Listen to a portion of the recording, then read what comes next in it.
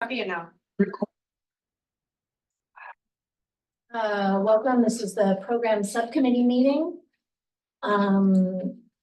Today is Wednesday, September 11th, somber day. It is 5:03 p.m. and we are at the Gloucester High School Library.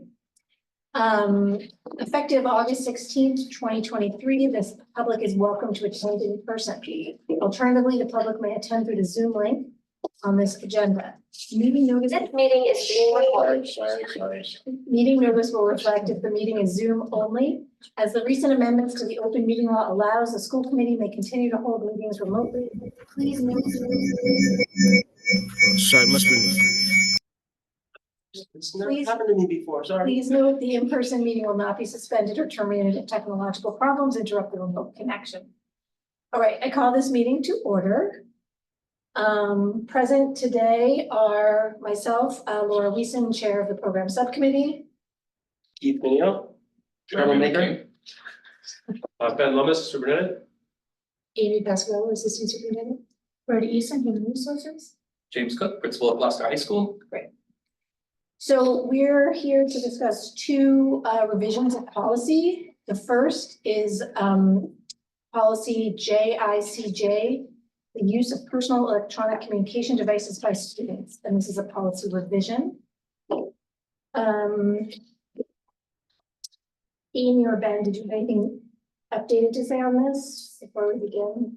Just that I think the goal of the subcommittee is to, at some point, maybe tonight, maybe not, and it's at the pledge of the subcommittee to put forward a recommended policy to the school committee. Okay, through a vote, obviously. So then, and what we've done, and you correct me if I'm wrong, is modified it based on the agreed revisions during the last meeting. Yes, it's the only thing, where it says, on 2.3. Right, It says add passing time, that was not agreed upon by Right. the subcommittee, so right, that was a question mark. there's a question mark there. All the other changes were the changes you requested. Great, and I did see, I'm looking over the first sentence that we're missing an and, I believe.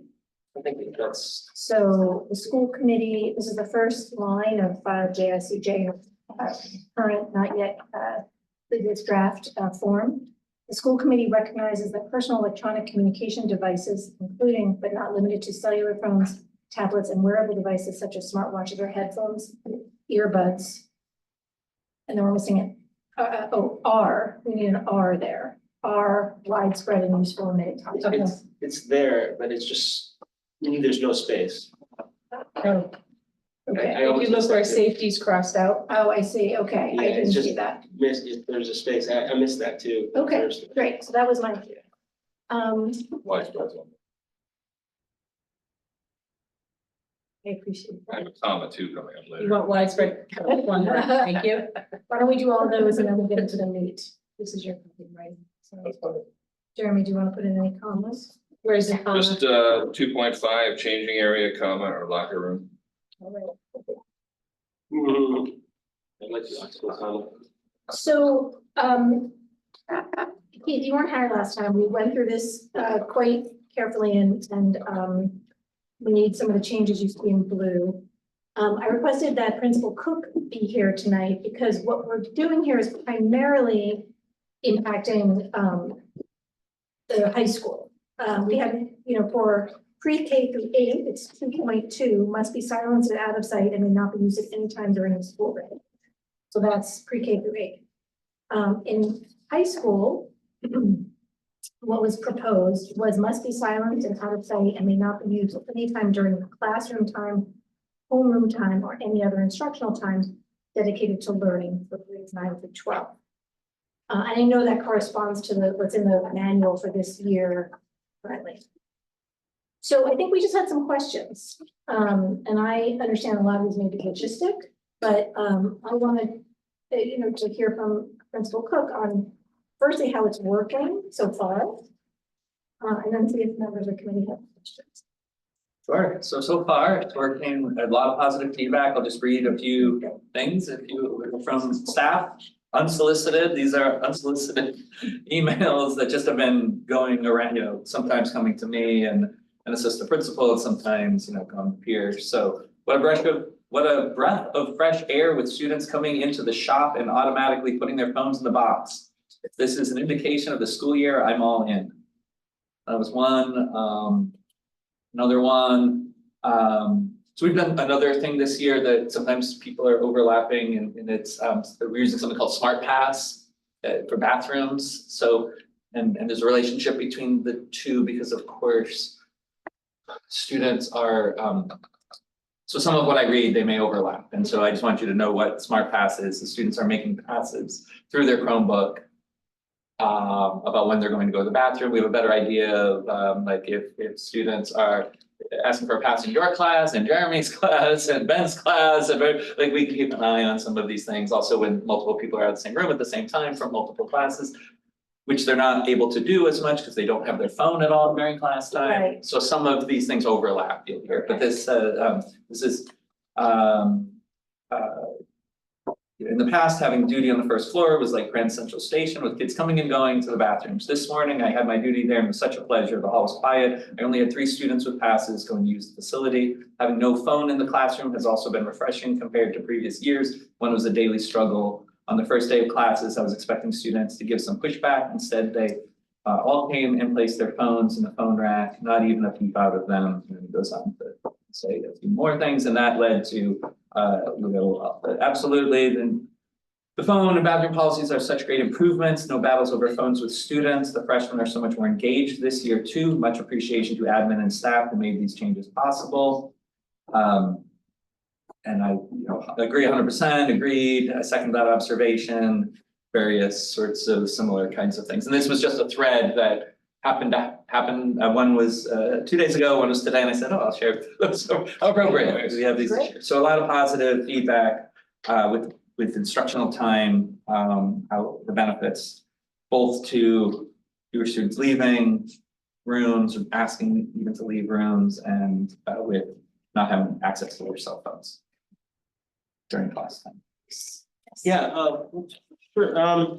Can you describe to me, like, well, for one thing, let me just back up a little bit. When it says out of sight, so it sounds like they're not even on their person. So the research that I think I mentioned before is that having access to the phone decreases their cognitive capacity, right? All of Even them. you having it in your pocket. Yes, because you could access it. Yeah, and you're giving it- thinking about it. Right, You so have and that again, right, temptation. so there's research, I shared this research with parents. Mhm. We shared a video with students and the parents to kind of show this idea, and it's one of the points I've been emphasizing with kids is the 2 parts, and they get that. So in the high school, how we're doing out of sight is we have holders. In fact, there's one, Samantha had it out earlier, but you must have tucked it away for the day. So there's a holder that sits on the desk and you drop your phone in, or oh, there it is. Yep. Oh, wow. Okay, so that's one. That's the one for the library. It's colorful now. So you put your phone in, you have a particular slot in classrooms. So every day there's a routine. Doesn't take a lot of time. I put mine in for the faculty meeting the other day at the beginning of the faculty meeting, and I forgot. Yeah. Later, which was okay, because I didn't have my phone. That was nice for a little while. So then there's another kind that hang, and again, has numbered, so each student has a slot, they go in. I jokingly mentioned putting my phone in. Lots of teachers, that's how they've gotten the buy-in that you've heard here, is teachers making a point of putting it in. I went into several rooms, 3 different rooms the first day, put my phone in and went and sat down, just to sort of show that like we're gonna, this is how we're gonna do it. So it's not on their person, they can't access it during the time.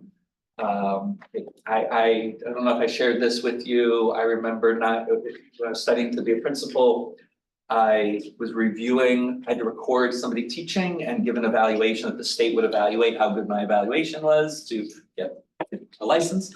And while watching the video, I saw that a kid who was 2 desks in front of me, while doing this, staring at the teacher, pulled out their phone, looked at it, did something, put it back while keeping eye contact with the teacher. So in other words, having them on the person was something that, based on our research last year, we thought would be better not to do it that way. Yeah, it's And very kids have bought it. reassuring, it's very reassuring, I mean, like, even you describing that study, of like, that's just intuitive, because I know I feel that myself, like.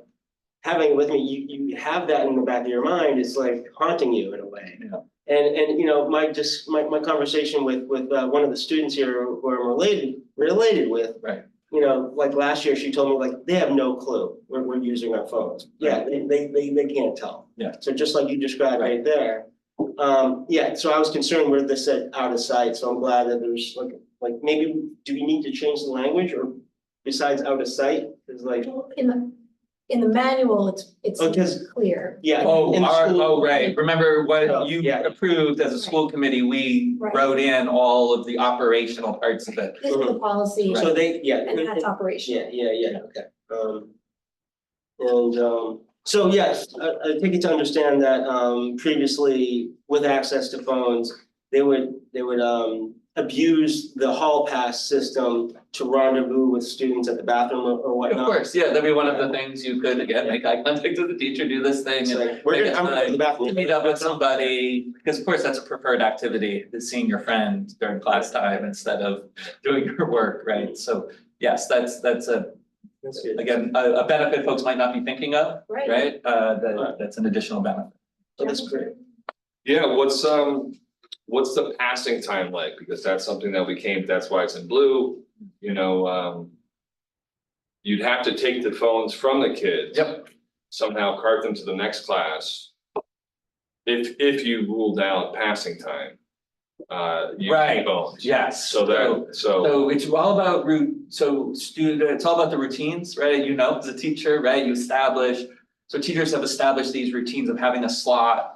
So passing time happens and it doesn't look different, honestly, right? In fact, I'd say there's more conversation, more. So they don't have their phones right They now. do have their Okay, they phones, do, okay. but I would say if anything, there's slightly more non-staring at a phone happening in between Yeah. classes, not an epidemic of desperation to look at your phone, as we may have feared, because all of that time is squeezed into 4 minutes. Does that make sense? Yeah, Like, we were looking for that, right? Like, do we Right. see this kind of, or do we see Behavior's kids starting to late change. because they're trying to get all their phone activity in right. to go in. So we're not seeing that. We're not seeing a change. In fact, like the hall monitor, if I went on to read a couple of the other things, they're talking about like seeing, you know, when the bell rings, fewer students in the hallway. These kinds of things. Which are never large amounts anyway, but still, like, it seems better. So there's that. And then in terms of like, there are more transitions in our model than there would be if they went somewhere for the full day, right? A school that might have a Yonder pouch, those extremely expensive things, but Right. that, you know, all day. We're mitigating the kind of coming and going by having the routine set. Like, I know when I enter this room, I have slot 4. And I do this and then I go sit down. Of course, the teacher then reminds folks, remember, phone's up here, make sure your phone's here. And then at the end of class, it's not a prolonged process of grabbing them and go, which is one thing that at the faculty meeting yesterday, I wanted to know more about if that was happening. Right. That wasn't one of the issues people brought up. Oh, good. More so the issues that came up were technical issues related to Smart Pass. People love it, but they're just a couple technical things, but the phone system, making it systematic, what happens at the beginning and what happens at the end and making that a routine weren't big concerns. Excellent. And I was just gonna ask about bathroom usage. Have you seen, I mean, it's so early in the year, but have you seen? Well, you've probably seen less wanderlust with their phone Yeah. and maybe less bathroom visits. Yes. And Yeah, that that's what hopefully the- will lead to less vandalism, Yep. et Right, cetera. right, especially, yeah, so what it does mean is we still have as many of our moving staff as possible, meaning our SRO and the assistant principal, myself, the in-house substitutes and PACE program, the person who runs our PACE program, that's our alternative consequences, getting into the hallways during passing time, right? That's still important. That's how we like keep things moving. Yeah. Right, as many teachers as possible too, but we all radio, I'm going to second floor, I'm going on a walk through the science wing, so we get on our walkies and kind of I'm stuck in a meeting right now, can somebody cover one for me? And, you know, Officer Stoll will say, yep, I'll jump out to one, All right, first floor. To keep things moving so that those in between times don't now become the target time for Right. activity we don't want. and how many hall monitors are there? So that, I mean, so hall monitors are what we have during class time, and it varies from as few as 2 on a given block to as many as 5. So it's dependent on when we have our professional learning communities meeting. So in order to get like the geometry teachers to have the time together, it might mean we only have 2 folks available with a duty that block. Okay, so these are teachers. They're Yeah, teachers. these are, we don't have, Okay. We don't have, Well, we don't any- have we staff don't have hall any, monitors. no, Okay. no, we don't have Gotcha. anybody with that role. All right. Yeah. I have some things to do with anything else. Probably just really quick, are they required to power down their phones when they put them away? Yes, they're, what does it say exactly? That's a great question to pull up. So, It says, yeah, silent, the phone is on silent. There's some other word though, there's something else that I don't remember. So, so it's not like they're going off and ringing no, exactly, that's what, yeah, they're directed or to, buzzing. right, It's a hard one. it happens, but Just- and the other big part is also the ear with the earbuds go in as well, right? Cause a lot of teachers were worried about, like, you can have the thing playing. right, Yeah, And if I have nice long floppy hair and whatever, I've got my earbud in and my phone's over there, but Right. it's Right. going, it's playing. So earbuds also go into the container and watches? it's silenced. Do watches? Watches in our policy, just, we don't collect watches, but they can only be used as watches, so that does take our observation. Right, are we noticing behavior, anything going here, so that, and then we use the MCAS method for assessments. So watches need to go in a backpack or into a designated area during any assessment. And that's what the MCAS also would have them do. I think on your presentation, it said the device will be silenced or set to do not disturb. Perfect, thank you, Mhm. thank you, you got there faster. When you were talking. No, I Yeah, appreciate it. Yeah, that's exactly what I did. Would it be too much imposition to have them power it down? I wonder about like, It's a different. well.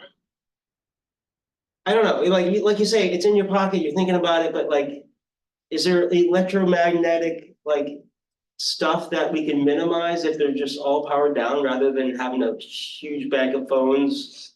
I mean, I don't know much about that kind of thing, but you know, EMF kind of radiation or just like maybe that affects learning, for instance. Yeah. That's a radio You know, my frequency. brain, yes, I heard the beeping. Yeah, I don't know, I just. Is Um, that bit much more of a step? Good question, I don't know, we'd have to read, so that's in our those parts are in the operations. Yeah. Part, and Right. we could certainly look at I mean, the powering even down. for the student to go through the motions of powering it down, it could have a psychological effect too. Right, Like, okay, I can't even think about it, it's not even on. Right. Like, or otherwise, like, it's on, I wonder what's going on my phone. Right. Right? Yeah. You know what I mean? I wonder if we can take that next extra step and just say, just power it down.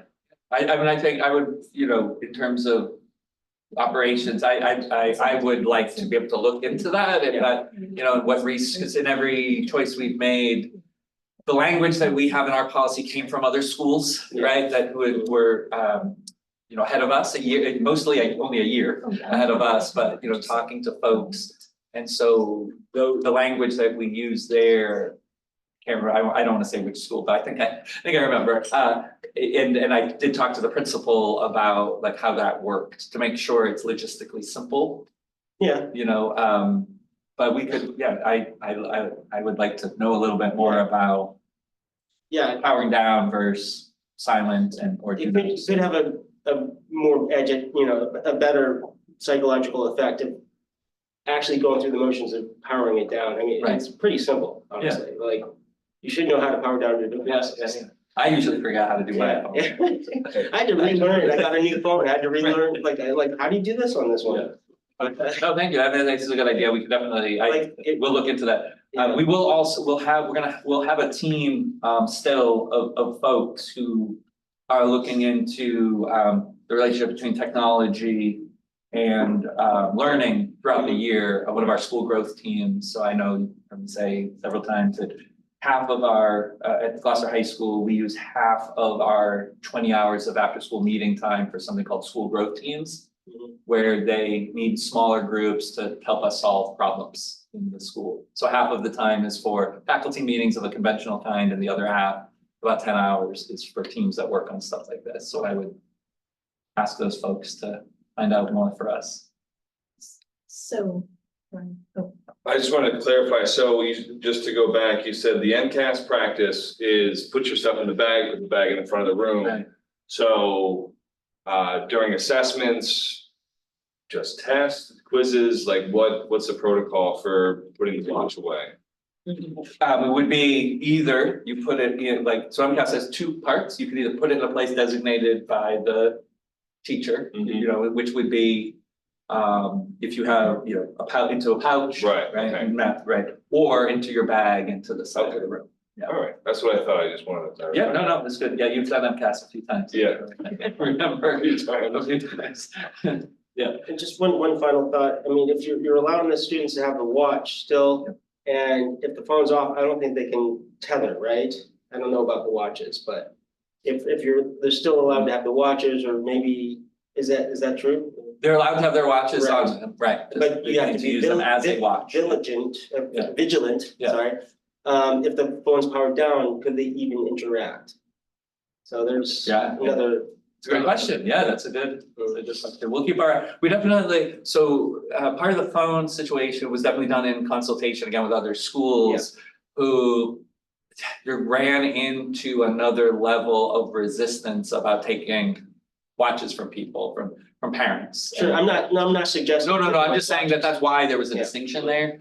But I think it's a great idea to, if if the phone is off, then You can't watch is possibly useless. interact with the phone. Yeah, it's a good question.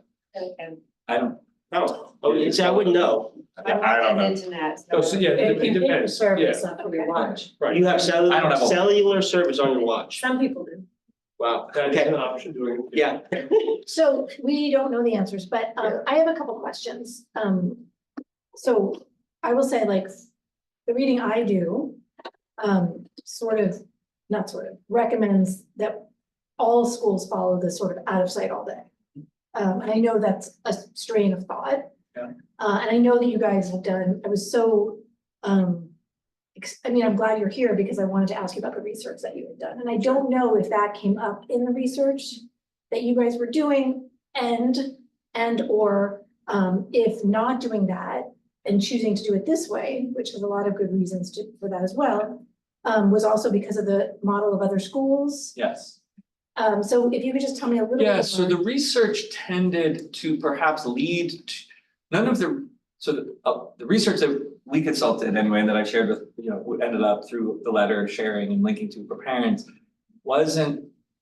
it was research that led to implications for schools or recommendations for schools, but wasn't research based on schools doing a morning to afternoon or a model. Like we didn't have any comparative studies like that. Instead, we would extrapolate from the study to say, okay, as I said earlier, there were two different kinds of studies. One actually involved adults and anyway, I won't get into the details of it. It also involved adults as well as adolescents and that's the one about nearness. And it was like how there were actually 3 levels of how near, and it was better the farther away you could get. So home is better than even at another place in the room. Another room was even better, right? But again, we then used but the biggest gain was being separated from it, and then the other gains were lesser so. That makes sense, right? like incrementally, right? So we would then use that to suggest then like what are some policies would get us these benefits. And there was one policy was simply like college, one study was really just about college, a third of college students who had access to their phone on their person using it during lecture, during class, third. Right, were you actively using it, right? And that was like, so that's the more direct way. And then there was the more distant way. And then how that correlated with right, cognitive capacity during that time, remembering certain things and carrying out certain complicated tasks, those kinds of things. Then so that was the research base. We asked the question, what kinds of policies would create the best environments?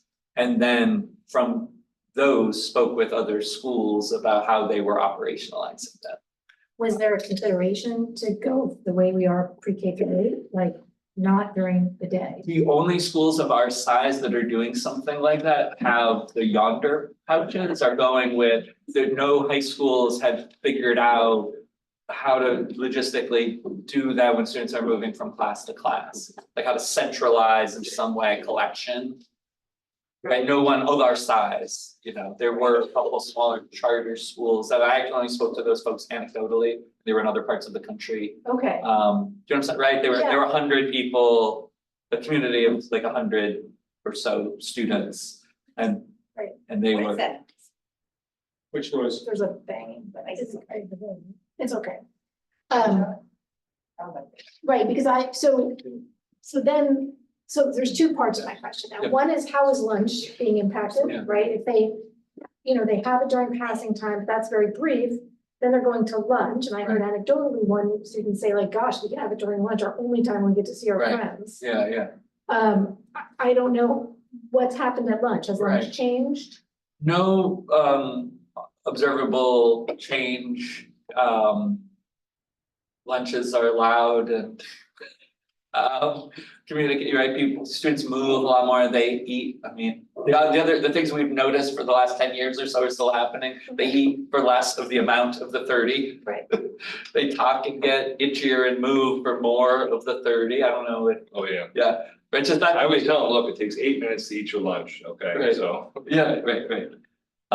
So anyway, yeah, those things are still the Things have case. been We haven't seen a big change to suddenly lots of things happening on the phone, or we haven't seen, like a worry about drama happening. Right. Right, like some people are going to Snapchat or whatever, and then in the afternoon, we got an upswing in drama. We haven't seen any of that at all. Okay.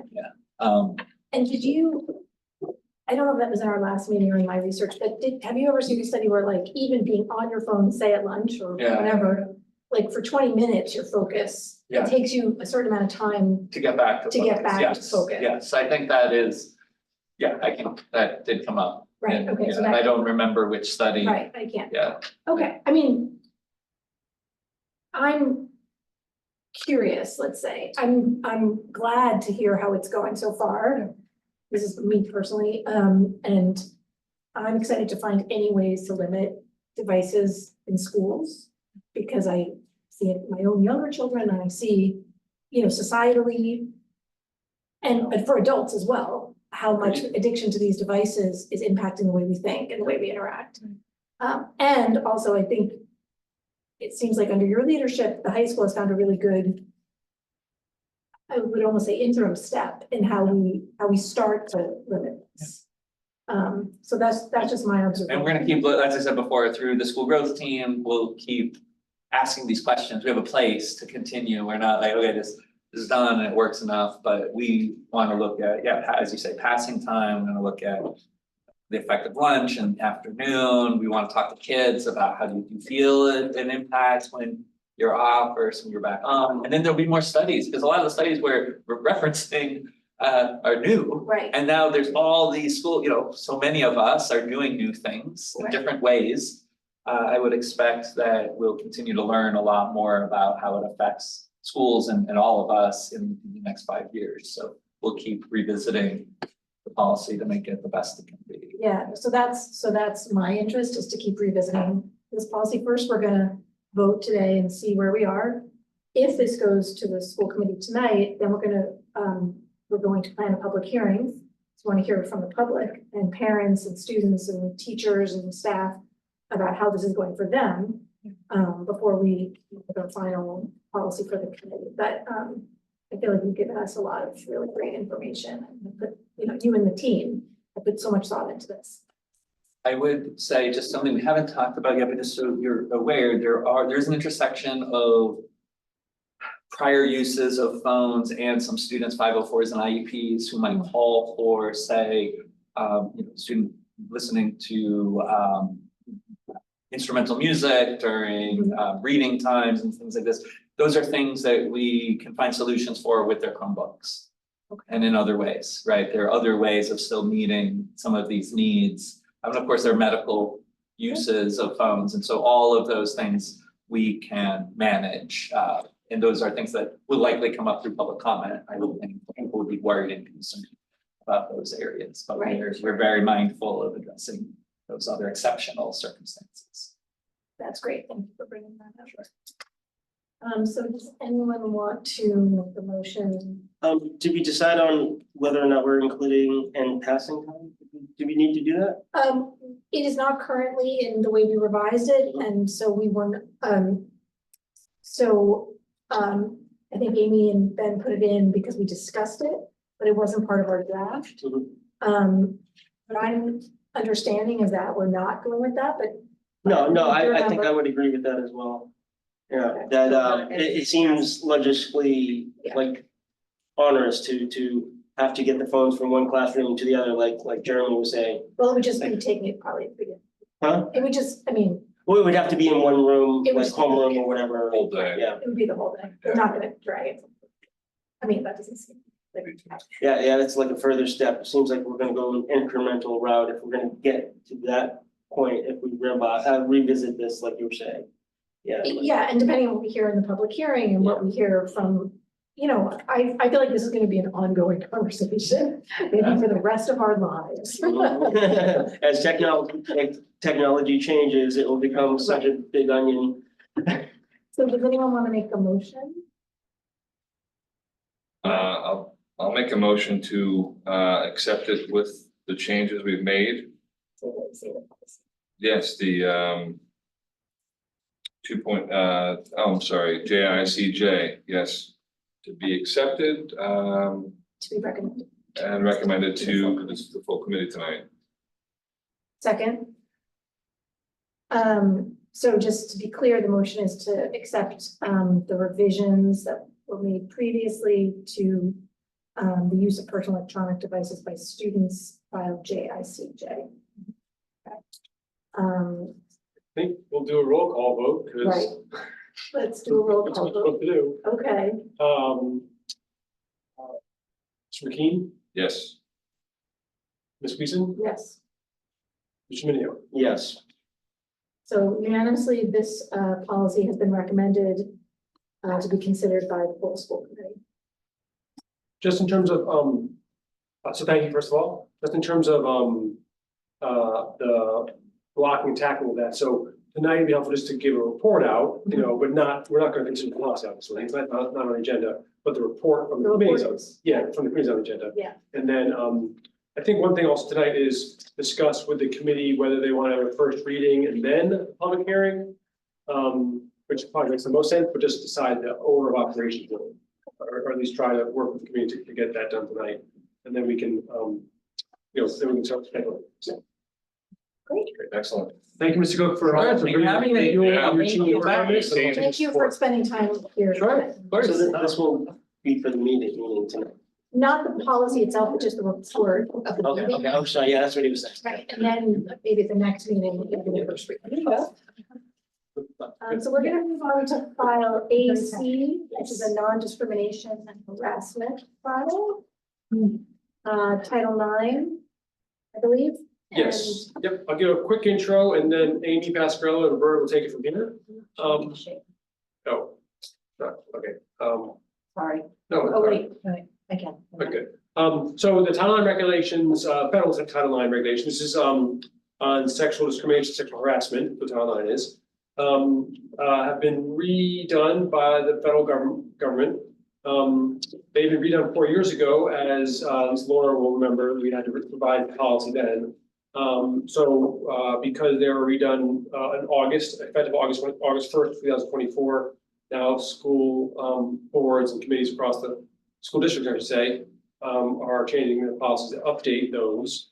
And we will be sharing tonight with you changes in the policy, and then discuss some of the changes then in procedures. But obviously your purview here is the policy. So I'll hand it off there. Okay. So just a review, in 2020, that was the last time that this policy was changed. And in 2020, the new policy was more prescriptive about grievances and the process in particular. It took away the single investigator model and made an investigative team for Title IX, including an investigator, a decision maker, and a appeals officer. It also had a higher standard of what is considered sexual harassment. And districts adopted the Title IX grievance procedures to meet all of these requirements. Now, in April of 24 is when it came out to be put in place in August of 24. The US government, Department of Education published the finalized Title IX regulations and the statutes. So if we want to see the new scope of Title IX regulations. So for sex discrimination, that is now defined any discrimination based on sex, which includes sex-based harassment and includes discrimination on the basis of sex stereotypes, sex characteristics, pregnancy and or related conditions, sexual orientation, gender identity. All complaints for sexual discrimination were previously addressed by the civil rights grievance procedure, but now need to be investigated under the Title IX grievance procedure. So they are taken out of the civil rights procedure and put into Title IX.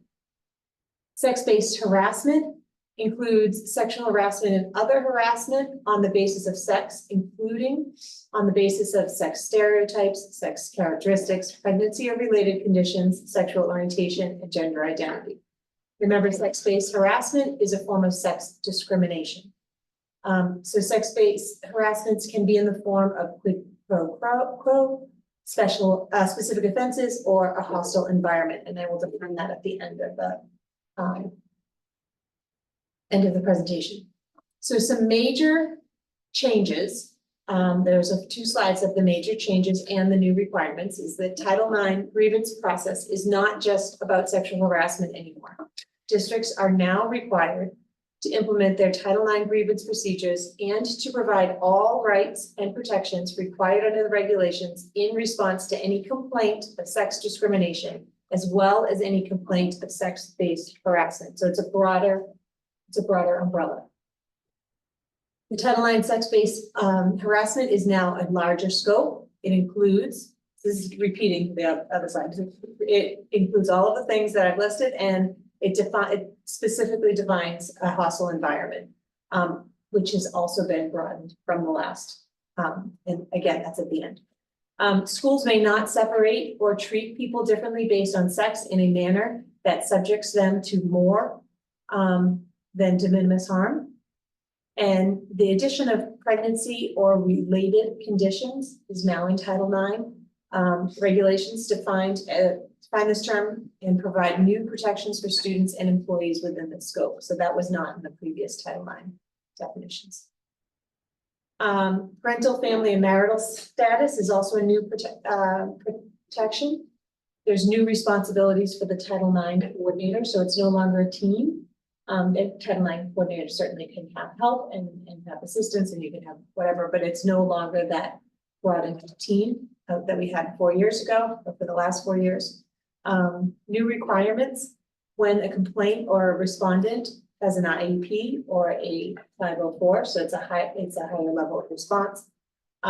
We're back to the single person model where the investigator is also the decision maker. They do give opportunity for informal resolution. We offered it at an earlier point in time. And conduct that occurs within the district's education program or activity or outside of the United States. If it creates a sex-based hostile environment in the district's education program, the activity in the United States, it must be addressed. So we need to address it no matter where the incident occurs. Is that different? Yes. Yes, right. Anything that happened off-site would not be investigated. And so the difference in hostile work, not hostile environment, the change 2020 was unwelcome conduct determined by a reasonable person to be so severe and pervasive and objectively offensive that it effectively denies a person equal access to the recipient's education, employment, program, or activity. Now, hostile environment is defined as an unwelcome sex-based conduct that, based on the totality of the circumstances, is subjectively and objectively offensive and is so severe or pervasive that it limits or denies a person's ability to participate in or benefit from the recipient's education program or activity. And that would be the hostile environment. So those are the major changes. You have the new policy AC in front of you. This was given to us by our lawyers. It's pretty comprehensive and it's what most schools are going towards, so I'm not sure that you can take a look at it. There's no revision date on here.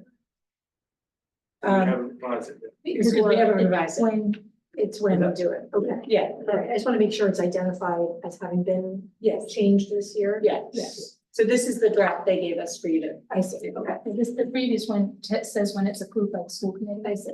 So that's the date. Can I ask a question? Just operationally, it seems like there's a broader definition, but you go from a team to a single person. Yes. Yeah. How is that gonna work? Or do we just go with it because that's the law? Has it work or why? Well, the why, I'm assuming is the federal government. Yeah, we can't. We don't know the why, Yeah, right, so I'm not asking. Right. You know, fair. We can speak to that. Yeah, How? before it was the Title IX coordinator would be doing the investigation and hand it off, but now we can bring other people in. So we, as a Title IX coordinator, I can rely on other members of the team or other members of the staff to help with the investigation. So you're not left on your I'm not own. left on my own, but it was before you kind of were. In the previous model, Roberta would do the investigation, and I was listed as the decision maker. I could hear nothing of the incident until the investigation was over, so that I hear the facts for the first time at the end of the investigation. Right? And so it kind of siloed the process. Yeah. Minutes we couldn't even talk. And now you can. Now we it be can. Collaborative. Yeah. Right. And you think of that as I'm just curious, that's just like a more positive. Okay. It is a positive because we're all confidential employees, so it makes it. It could, in some cases, it can be a lot of lengthy process. It can be a lot of time consuming. It really is difficult for one person to do every aspect. So now we can rely on members of the team to be kind of done the process. Yeah, on the face of it, I mean, not that we have a choice because this is coming from the federal government. But on the face of it, I mean, like from a scientific perspective, first you collect your data and then you review that data and not like what you're describing is like you're collecting information piece by piece and you know, the decision maker is involved with that process as well, rather than like reviewing everything all at once. Right? Yeah, I don't know what you mean, but it's not really data, it's we conduct interviews. First of all, before you launch an investigation, you have to have a complainant, so somebody Sure. has to be willing to file I would a hope so. complaint. Yeah. And then it kind of broads out from there, right? So you Yeah. interview that person and then it kind of broads from there. There is the option if there is a situation and we don't have a complainant, if it's something that the Title IX coordinator feels should be investigated anyway, we can override, investigate, even if a complainant has chosen not to file a complaint. Oh, We can file it on their If behalf. you on want. our own behalf, yeah. Yeah. Well, I mean, like, it seems like different than, say, like, normal, law enforcement where there's an investigation and then there's a separate, judgment, right? So now it seems like it's all, like, possibly all combined.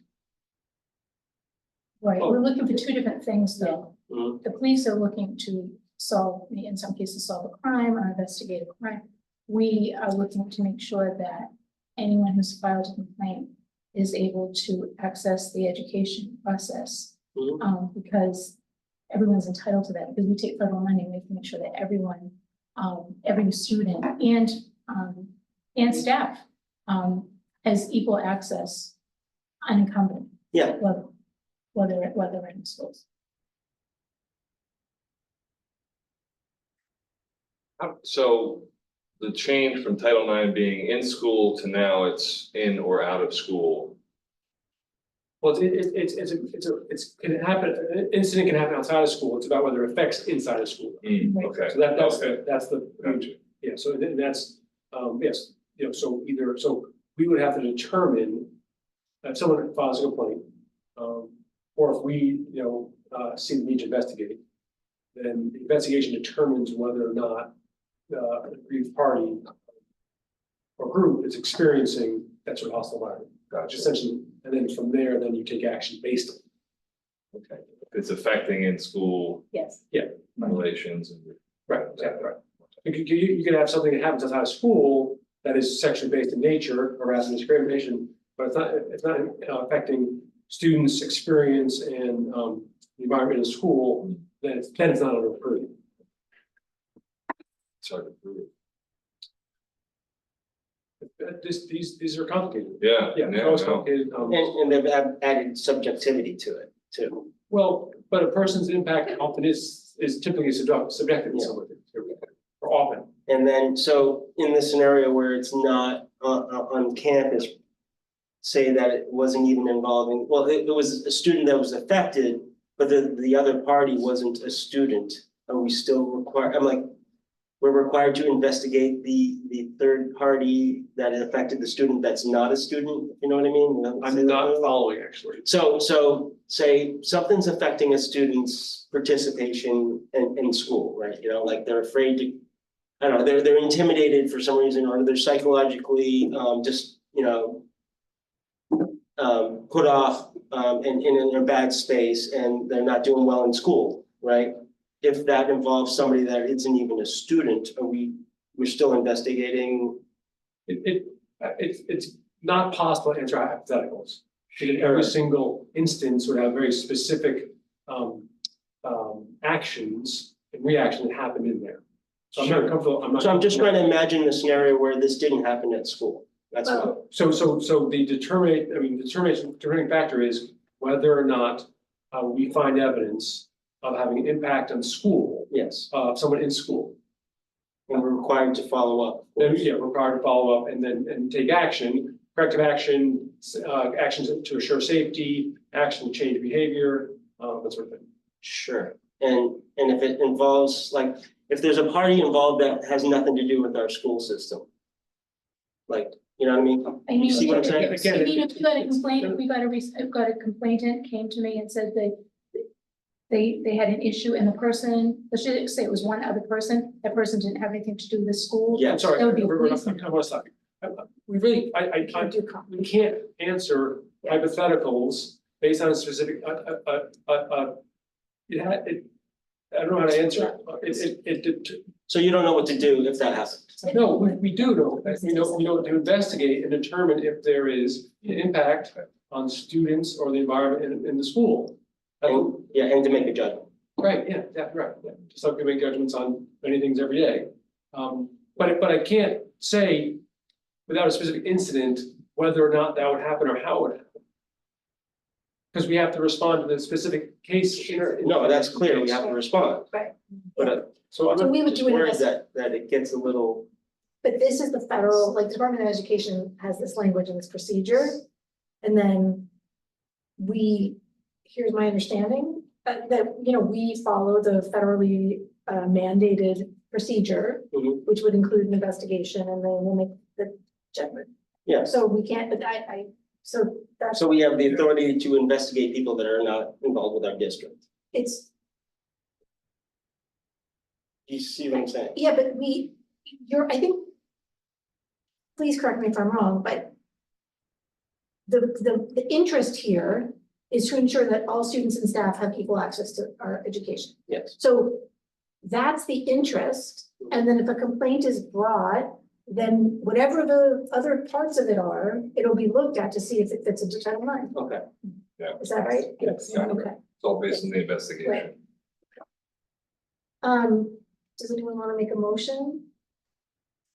Let's see what we can do other than follow the federal procedures or I make a motion mandates. then that we recommend to the school, to the full school committee, the revisions to file AC, non-discrimination and harassment as determined by the U.S. Department of Education. Second, A roll call, Mr. McKean, yes. Ms. Weason, Yes? Mr. Minio. Yes. Is there any other business? Thank you, everyone. It passes unanimously. Is there any other business for tonight, for the program subcommittee? All right, so can someone make a motion to adjourn? Motion to adjourn. I'll make one too. Good second. You want a second? I'll second it. Thank you. Great. Do the roll call? No, I think All those in favor? Aye. The ayes have it. so this motion, thank you for attending the program subcommittee. This meeting is adjourned. Beautiful. So you have, that's it. Wait, hold on a minute, sorry. No, 5:55. Thank you. One. You did a good job. Excuse me. Everybody else hears that beeping, right? Yeah. Yeah. What's going on? And this. I know.